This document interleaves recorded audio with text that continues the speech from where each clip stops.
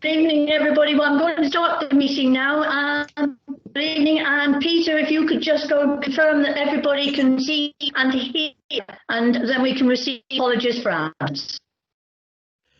Okay, going down the list, Councillor Mrs. Biscoe has sent apologies for other commitments, as has Councillor Biscoe. Councillor Broad, I've not heard from. Councillor Brown, can you see and hear clearly? I can see and I can almost hear Judy, but it is breaking up a bit. Yeah. But everyone else is Mrs. Davidson? Yes, I can see and hear everybody. Mrs. Ellenbrook? Yep, I can see and hear everybody. Councillor Garrick? Yeah, both. Councillor Reeve? Yes, I can see and hear everybody. Councillor Thomas? Yes, I can hear and see. Judy sounds distorted. Yeah. Laura? Yeah, See and hear everybody. Claire? All good this end. Thank you both. Okay, Madam Chair, you can go on to item 2. Item 2, members to declare any disposable pecuniary interests or non-registrable interests, including details thereof, in respect of any items on this agenda. No? There shouldn't be any. Right. Can we move through 3, 4 and 5? You can indeed. We've had no members of the public who wish to speak at this meeting. Okay. 6, item 6, to confirm the minutes of the meeting of the General Purposes Committee held on the 3rd of February 2020. Minutes attached. Moved. Seconded. All those in favour? I take it that's everybody? Aye. Oh, my hands aren't working. Oh dear. That's fine. Never. Thank you. It was Councillor Thomas moved it, wasn't it? Councillor Garrick seconded, but everybody else did stick their hand up, Chair. Thank you. Yeah, I don't know why my hands aren't working tonight. Oh, wait a minute. Just a second. Sorry.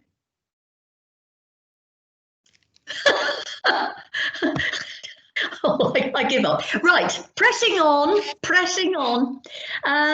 7, Town Clerk's report. Right, you've all got my report. I'm going to run down, bearing in mind that this is from the minutes back in February, as this is the first General Purposes Committee meeting we've had since then. The Street Art Project, is there any update, Councillor Reeve? Nothing from the Town Council point of view, no. The organisational and staffing review that we put on hold during the lockdown, that is now up and running again, with Skylight aiming to bring recommendations to council at the end of October, early November. Marketing and events assistant, I know it seems a long time ago, but Georgie Carter was appointed just after the General Purposes Committee meeting. She's settling in really well. Festivals Committee, we agreed, council agreed to the recommendations of this committee at the meeting at the end of February. West Cornwall CCTV, we've had no meetings held during lockdown, but we are recommencing and having our first West Cornwall meeting. I think it's about the 25th of this month. And one other item, just be aware that we will need to hold an extraordinary meeting of this committee in the coming weeks to consider the GP budget requirements for next year, but I'm conscious that potential recommendations that come out of the organisational review may impact, so that's the reason I'm holding on that at the moment. Councillor Reeve? Yes, thank you, Chair. I just wanted to ask a question about the Festivals Committee item that was on the Town Clerk's report. Can I just ask the Chair what it is we're going to be doing with that moving forwards now? Well, I'll be as brief as I can, but I've been giving it a great deal of thought, because I have to say that I had to go back and read the minutes carefully, because it's 7 months and I had completely lost touch with all the work we'd put in. And we had done a lot, as you remember. So I am hoping now that perhaps we can agree this evening that we can get things moving again, to add to the great work they've done virtually on the festivals, Lara and Georgie, thank you for that. But I think the time has come now. The weeks are ticking away. We need to grasp the nettle and get things moving again. As we will have to have a virtual meeting, but what I would like us to decide is, could we have a virtual meeting pulling in all our local contacts and organisations, and we'll have to do it obviously, as I said, virtually. I don't know, we could call it big ideas, anything to get us started, to get us back to where we were before, really, and moving on from there. We could have a deadline of the next GP meeting on the 7th of December. So how do you feel about that, all of you?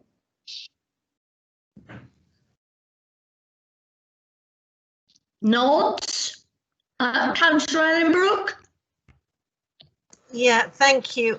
Could I suggest that whoever is invited, one of the important people to invite will be Cheryl Welch, who is the HAS project officer, now actually working on the Redruth House. I think it's very important that she is part of that group, so she can actually feed that information back to the cultural consortium, because they are already, we've just been successful, as everybody probably knows, on the first project for the High Street Has, working with young people. But there are a lot of funding opportunities for the Has to do more work throughout the coming 4 years, and therefore it's really important that whatever is done is works in tandem and in partnership with. And the other thing we have to bear in mind is, unless anything goes drastically wrong again, we are going to get the cycle thing, whatever the heck it's called. Yeah, yeah. Cycle race. Yep. Next September. So again, we need to be thinking about how that works and how we work with the creative consortium. Yes, Councillor Thomas. Thank you, Chair. I think it would be quite helpful if there are discussions in the future that the festival committee, or at least the current festival committee chairman, is involved too. Thank you. Lara? I don't know if I'm allowed to talk. Yes, well, I imagine you are, you're there, so please do. I'd like to know dates, because that's what I'm being asked. So obviously, will it be March, June, September, November, like we have done in previous years? So I'm totally supportive of this meeting. As Councillor Barbara Ellenbrook has said, about the Has and everything, I'm in constant contact with Cheryl now, so yeah, definitely get her on board to try and see whether we can do, as I've always said from sort of the last 12 months, is doing little mini things around the big festivals we're already doing. So yeah, if I can just draw your memories back, the overriding feeling from all those events that I did 3 and other people did some as well, was that people actually wanted more of the same. And that is strange now, that because that might be giving us some inclination as to how to go forward. And we've got such lovely, valuable outside spaces like Victoria Park, you've got the pedestrianised Main Street, Butter Market. We've got, as I see it, to capitalise on those and then the results of the research we did and then move on. So the date that I'm looking for would be within the next 3 weeks in order to report back from on the 7th of December. Is there? I'm in Thailand technically for 2 weeks, Judy. Well, it doesn't. Which 2 weeks, Laura? Well, I'm in for 4 days, but I've got all the Has shortlisting to do this week, and then I'm off for 2 weeks. So I can come back. Yeah, but we'd still be in time for the 7th. Yeah. I mean, you've got Georgie. It would be very good exercise for her to pick some of this up. She needs to be able to go out and mix with us, and as much as she's allowed to. And to see, it would be a good exercise for her as well, I feel, don't you? Oh, totally. But obviously being the community projects manager for the town council, I feel like I need to be at that meeting. I know. So, yeah. Yes. So rather than But she can do some of the groundwork, I thought. Yeah. Oh, yeah, totally. Yeah. Councillor Brown, sorry, I keep missing these hands. Don't worry, it was a new hand, Judy. So. Oh, not second hand. You're getting it firsthand from me this evening. One thing I would suggest is, obviously, with the discussions that we've been having with Redruth Revival, with Peter, Deb and I, they're very keen to be involved in more of the organisational side of things. One thing that we're proposing is that, as some of the major players in town, we all work together to provide some sort of kind of overarching big ideas meetings to look at what we can do to expand things moving forward. So it'd be an idea if we could make sure that they're invited alongside people like the Cultural Consortium, etc. Yeah. I feel personally that this is a good time by pulling everybody, all our sort of partners, or any organisation that can contribute in any way. It proves to everyone the town is out there, we're alive and kicking, and it will, I hope, kickstart other things as well. So, you know, anybody that we think could contribute, we need new ideas and lots of energy. Lara, and then Councillor Ellenbrook. I said that was an old hand, Judy. Oh, sorry, look, I'm not very good. Oh, Lara, I'm having problems with these. Councillor Ellenbrook. If I can just make sure everybody understands, the Cultural Consortium actually includes all of those people. So actually inviting people from the Butter Market or from Crowdie is kind of counterproductive in that the Cultural Consortium includes that, including people like Will Coleman, Keep, all sorts of Feast, all sorts of groups are actually part of the Cultural Consortium. Yeah, and in fact, I'm chair of the HAS and I also sit on the Cultural Consortium. So I think what we have got to make sure that we do is we don't have meetings for the sake of having meetings. Absolutely, absolutely. Everybody together. And in fact, that's the reason why Lara sits on the Cultural Consortium thing, is because there is that cross-pollination. I think the thing we all have to remember is potentially, I mean, this first project that's starting, that we're shortlisting for at the moment, that's a £10,000 project, and that's just a very small project compared to the sorts of money that the Cultural Consortium will be able to bid in to. There is a national project which is worth about 150,000. You know, so there's a lot of people there already doing it, and the idea is to make sure that builds on what we're doing. So you know, we don't want to reinvent the wheel. I think no, I quite agree. Thank you. Now look, to move on, but can I put forward a proposition that we and can I get a seconder for that? Councillor Reeve wants to speak. Oh, sorry, Councillor Reeve, your hand's at the bottom right. It's quite all right, Judy. I was just going to either second your proposal or make a proposal that you arrange to hold this meeting once Lara's back from her annual leave. Absolutely, yeah. So if you could be, if I propose it, you second it. Do we have to go round, Peter? No? No. Okay. Nobody's voting against, are they? No. Can take it. Okay, thank you for that. I think Lara wants to speak.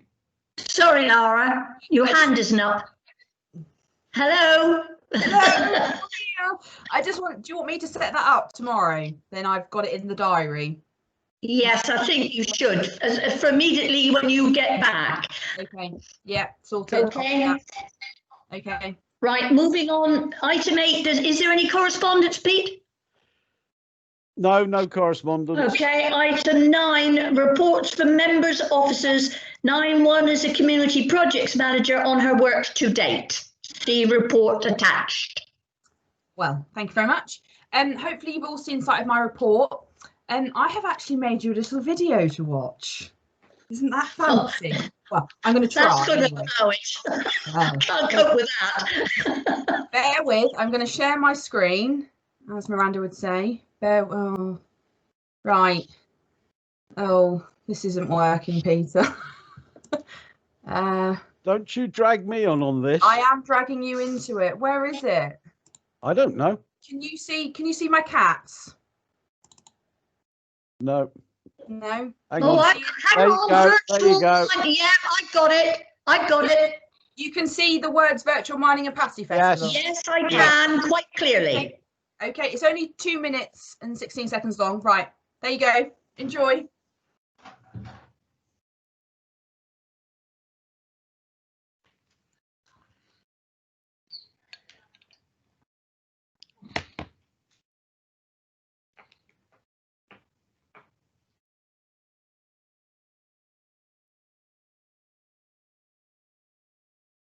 I haven't got a voice. No, neither of them. It's the Brenda Wooten song is in the background. So it's not. It's just showcasing the videos that we produced and put on to social media in case any of you didn't see any of them. And some feedback that's also in my report as well. They have to be fast forwarded. Sorry, Dave.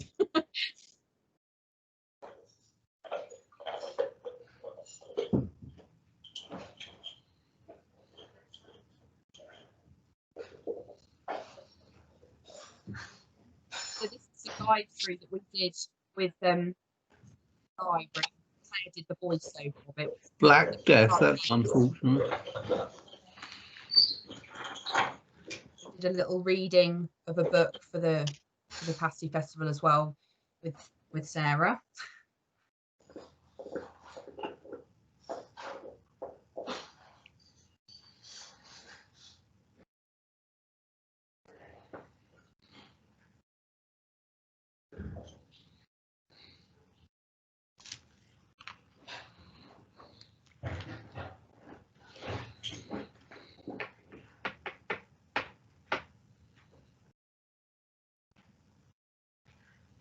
And this is the kind of feel for the video that we want to produce for Remembrance Sunday.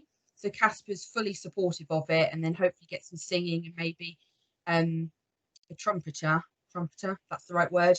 And then with obviously the laying of the reefs and everything, and Casper doing his prayers and his hymns and things like that. So I think that's the end of it. Yeah, so that I will try and bring you back to me now. Can you all see me? Yeah, where that worked. Yeah, so that's basically what we've been up to in the events team, and then with everything else in my report. So if you've got any questions, I will answer any. Any questions for Laura? No. No? Thank you very much, Laura. Jar, before you leave, Laura's made a recommendation within the Redruth Christmas Festival part of it, saying that as there's going to be no schools and clearly with the current guidelines, we can't have a parade this year. It is our intention with your support to still continue with the Christmas lights, but there will be no official switch on. And what we are looking at is the lights are going up, as Laura's indicated, the week commencing the 23rd of November. Whilst the team are down, we'll get them to set the lights up, and they will be running from the 23rd, 24th, 25th, whenever. And Laura and Georgie will actually do, in inverted commas, a live, or they'll record the live stream so that it can be put up. Councillor Brown? Oh, sorry. Sorry, Pete. Councillor Brown? So proposed. Thank you. Seconded? Councillor Garrick? I have a question, Chair. Oh, Councillor Thomas? Yeah, I think it's very appropriate that we have our Christmas lights on. I am being asked by a neighbouring parish, no, not quite, what our intention is, which prompts me to ask the question, I understand that we might have a discrete switch on. Will that be by a celebrity, or are we just going to do it in some very quiet and silent way? And if so, how are we going to promote the fact that we've done it? The plan that myself and Georgie had was that we've got a GoPro now. Georgie's actually got a GoPro, so we could film the lights being switched on from the top of the clock tower, from down by the miners statue, and get some real sort of different angles of things and make a lovely video of it. We can then upload it and say that the lights are, like, promoting the fact that the lights are on, the town is still open, the shops are still there, the cafes are still there for people to go and sort of meet 5 friends with, or however many we're allowed to now, and promote the fact that we're open, but we're not going to promote the fact that we're turning the lights on, because by doing that we are encouraging a gathering, and that's not what we want. So by doing this, we are still doing something for the community. The video is still there for them to see, and it will be up on YouTube forevermore until you guys take it down as a town council. But it will be there, but it will be more of a promotion that the shop is open, the shops are open, and the town is still there. The library will be open on a Saturday if you want to pop in and see them, get your Christmas books, all sorts of things like that we can incorporate in the video. And we're going to sort of do some walk rounds into the Butter Market, over to Bond Street, up to Chapel Street, and all things like that. So that is kind of the plan for the video, and then we'll put it out on the 29th, I think, whichever Saturday that is, and kind of do it that way. Okay, so just so I'm clear, we're not going to promote it in advance, but we're going to blast the world later. Yes. Town Clerk, Peter, and then Councillor Garrick. Can I just say, driving in this morning, they were talking to the lady from St Ives Bid, and they are doing exactly the same with their Christmas lights this year, but they're actually starting from the 28th of October. So we are I know there are some places that have decided not to have any Christmas lights this year, but we certainly within the staffing side felt it was important to have some form of enjoyment over the period, providing we stuck within the guidelines, hence why we're going with the plans that Lara's outlined. Right. Councillor Garrick? Thank you, Chair. I was just seconding the proposal, actually. Oh, right. Right, so that's just another question, Chair, if I may. Yes, Councillor Thomas. Just to confirm that the quantity of lights is no different to last year. Are we extending it or reducing it, or is it the same? Exactly the same. Thank you very much. Right, so we can accept that proposal. We've got somebody proposed it. Councillor Garrick seconded it. Who proposed it? Councillor Brown. Councillor Brown. Councillor Brown, and seconded by Councillor Garrick, and with no need to go around again, have we, Peter? Are there any objections? No objections. Thank you very much. That's been carried. There is one other item on there, and I just want to bring members' attention to the proposals that Lara is making for Remembrance Sunday, having discussed it at length with Paul Bailey, who's the chairman of the local branch, and with Casper Bush. The idea is of putting together a memorial video that will go out on Remembrance Sunday, hopefully timing it exactly with the 2-minute silence at 11 o'clock. I think it's a cracking idea. That said, and this is particularly for the mayor, Casper will be up at Victoria Park at that time, but again, because of the guidelines, we are not going to advertise it. So if everybody is content with the proposals for Remembrance Sunday as well, has anybody got any objections? That's probably the easiest way. Councillor Thomas? Yeah, I just wanted to add, Chair, that having read call it an appeal from our community projects manager, Redruth Town Band are content to provide the last post and reveille if so required, but we will need notice. Yeah, I will speak to you tomorrow. Thank you. All right, pressing on 9.2 to update the committee on the work of the Redruth Library and Information Service by the Senior Library and Information Assistant, SLIAC report attached. Over to you, Claire. Good evening, everybody. It's so lovely to see you all. It's been a long time. Hang on a minute, was that +1?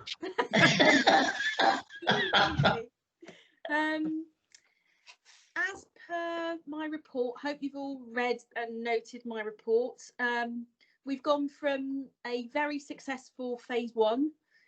We've started our phase 2 delivery on the 21st of September, which has allowed us to open up a bit more of the library, be able to have 2 public access computers available as well. And it just feels a bit more like it, to be honest. All the staff are really happy, feeling really safe about all the PPE that we've got, the guidelines that we've put in place, and they're just really happy to be doing more sort of the stuff that we hoped to be doing back in March, April time. During phase 1, we had 2,837 people in the end through. That's from July to September. And 93% of those were, I've got some feedback. I don't know if someone's got their, I'm muted. I've just got some feedback, sorry. 93% of those were for library inquiries. Obviously, that did mean that we were more limited in what we were able to deliver, but it just goes to show how important the library is in this virtual world that we've turned into overnight, because we've had to, still sustaining the sort of the library values. We've had 93%. We're still getting customers returning who are now starting, once the children have gone back to school and visitors have gone home, starting to come out for the first time. So we have had increasing figures, increasing engagement figures month on month, and it's looking really good. We've been doing the work, obviously, with the events team, with Lara and Georgie, to get our little sort of stories out, and Sarah doing her stories, reading, and me doing my voiceover, and so it's been great working with Lara and Georgie. We've got lots more planned for the coming months. We're trying to support all of the universal offers that the library provides, as much of those online as we can. It's Libraries Week this week. So there's lots of bits and bobs that are being scheduled for this week. And also, as with the Christmas festival obviously not going ahead, we've got some plans to be doing like maybe the 12 days of Christmas, dressing up in the library and just doing a bit of the stuff that we would normally be doing, but we can't do. So watch this space. The main things probably to draw your attention to is, since lockdown, obviously, there are no more payments any longer from Cornwall Council, from the Cornwall Council perspective. Cornwall Council obviously took the decision to take away all of the payments, but basically we've now gone ahead and bought our own seagull sacks. So we are now getting all of the income ourselves from selling the seagull sacks, and that's a real, it's not a small margin, but it actually means a lot to the people coming in off the street, from our community. The big conversation at the moment that I put in my report as well is the fines amnesty. And as a county and as a town council, should we be saying, no, we don't want fines, full stop? There's a bigger conversation to have about that. So it's just for you to note that. And the other thing, the core bit of business for us going forward for libraries is supporting our more vulnerable customers. So I know, Barbara, there's a larger piece of work going ahead with the communities direct or neighbourhoods directorate about how they are engaging with the Red Cross, all sorts of different local partners. There will then be a library focused working group, and I've put my name forward so that we can be part of that conversation to say how we can be supporting some of those larger partners that are working across the county, and what that might look like sort of next year. So that's probably it from me, to be fair. It's been quite a roller coaster ride the last few months, but it's looking really fantastic. It'd be lovely to see you if you can pop in with your mask on or your face covering. I know I've seen a few of you, but we're getting there, which is great. Can I just say, Claire, that having been in recently, there's a wonderful feeling. It just feels as if we're definitely getting back. Councillor Ellenbrook has a question, I think, followed by Councillor Thomas. Councillor Ellenbrook? Thank you. Not much a question, more a sort of a big congratulations, because I think the library service has done a fantastic job. Yeah. And it's really lovely to actually be able to come in and actually physically see books and pick them off the shelf. Yay! I love it. But the other thing to say is I discovered by accident, and that's probably because I'm a complete IT dinosaur, the borrow box book thing. And it just occurs to me that is there a way in which that can be promoted more to residents, or am I just such a blooming dinosaur that I didn't even realise you could do that? Because now I've got it, and I've got it on my iPad. That's really brilliant. So if I'm sitting downstairs and Gerald's watching football or golf or DIY programmes or car programmes, groan, I can just sit there and I can just pick up my iPad, scan through, find a few books, and then I'm there and sorted. But I don't know how well that's actually promoted, as I say, and whether it's just because I'm a flipping dinosaur. No, not at all. It's promoted really widely, Barbara, and I'm a dinosaur. I do it every month on Facebook. Yeah. Lara puts it out religiously on Facebook about Borrow Box and the new Borrow Box charts and who's borrowing what and what the new ones are looking like. So it is a case that we do try and publicise that as much as possible. You're right, it is one of those things that unless you sometimes get to talk face to face with people and recommend it, you don't actually get to know about it unless you're using the online catalogue and things regularly. So the more that we're now able to see people and do a bit more of that face to face promotion, I think that will help. Thomas? Councillor Thomas? Unmute. Unmute. I beg your pardon, pressed the wrong button. Yes, thank you. Yeah, my congratulations to Claire to see how delightful to see the doors open of the Civic Centre. That's really good. My question is really about how are you managing numbers, or are the numbers not an issue? What, the numbers of people Number visiting? of visitors at one time. Yeah, no, we're actually, because of the way that we're very fortunate, we've got some really flexible staff. We've got, you know, we're doing our hours with our core library hours within the times that we're open. So what I make sure is that we've got enough people out and up front available to be able to deliver the service that we do. We're getting increasing numbers month on month. They're increasing sort of exponentially, which is really good because it means that more people are engaging.